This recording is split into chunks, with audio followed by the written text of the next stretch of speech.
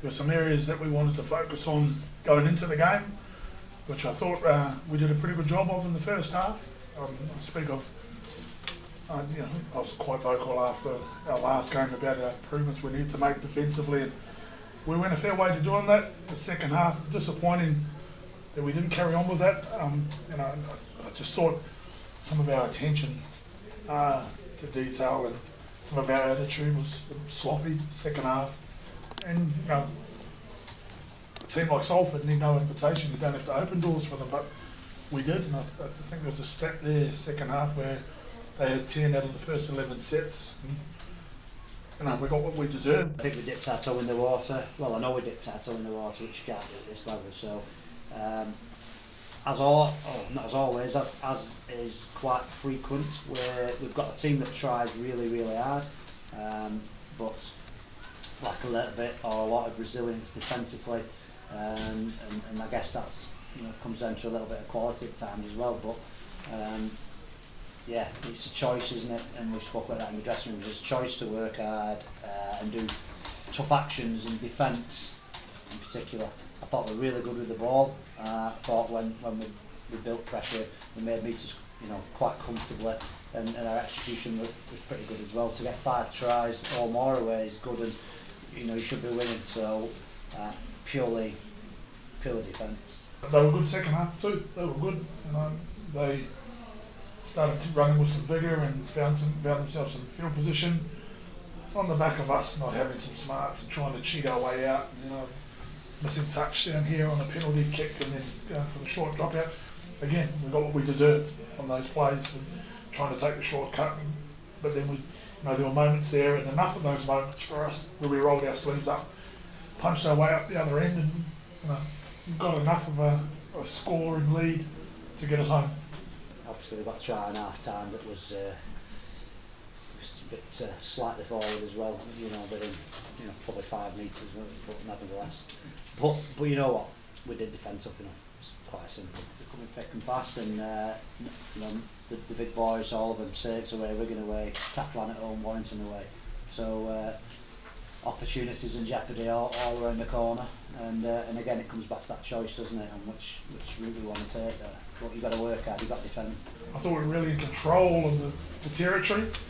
Disappointing. I think they had 2 sets. One of those was when we got the ball off the kickoff and they ended up scoring, which was disappointing. But for the most part, we had a real good aggression and focus and attitude to carrying the ball. I thought Tom Johnson was outstanding in the first half. I thought he was the best player on the park when he was on there, and we missed him in the second half because of how he was going. But we had enough arsenal out there to pick up from where he left off. So, and that was disappointing, but yeah, some of those areas were really good. I'm really happy with the first half. I think my level of frustration is pretty consistent. So, the answer is, for me, it would be no regarding that. I just, because I'm fully aware of what we're capable of. The lads are fully aware of what they're capable of. They're a real tight bunch, a really fantastic group of players who I've never met or been involved in such a tight group, who are willing to work for one another. But again, there's working hard, and then there's applying some quality and toughness in your defence, and that's a choice we've got to make. Just his back stiffened up. He came into the game not feeling the best. Some, I say, stomach problems beforehand, and he was starting to fatigue. He made a couple of long runs, which took a bit of energy out of him. But to his credit, and he punched through it for us and got us half time, as you said, scored that fantastic try just before half time. When we got him inside, we had an assessment of him. I just decided we'd be better off for his sake to get him off. We had some players that we could shuffle around, put Corey Orr to win, and he hasn't played there yet for us, but it gave us a good look at him if we need to play in that position. It was precautionary then, not enforced as such. A bit of both.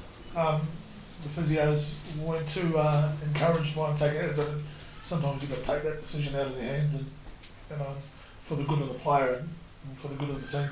Unfortunately for us, we don't have anything in the piggy bank, so we'll crack on with what we've got. So we've been quite fortunate. I know they've just named a few injured players there, but I guess 3 in a squad, while sounds pretty severe at this point, you know, it's not all a bad number in most cases in most squads, but to us it's quite damaging. But other than that, the boys have been quite healthy, and you know, we're all right. So we've got Lannon and ET who played in the back rows today. Both worked hard. Not natural back rows though, so there's a little bit of a difference. But you know, we won't. You know, we can only compliment them on their efforts and thank them really for having a dig. Just on Tom, what he did in the first half and what he can do at his peak, are you surprised he's not in the England squad, considering his abilities? Like I said, when they named the squad, we were 3 games into the season. And when I had a chat to Tom, he was of the understanding as well that he's got to be consistent and give him no decision to make other than to put him in the squad. And keep playing like he has been for us when he's been out there, and keep being dangerous and show the selectors that he's worthy of that position and that spot.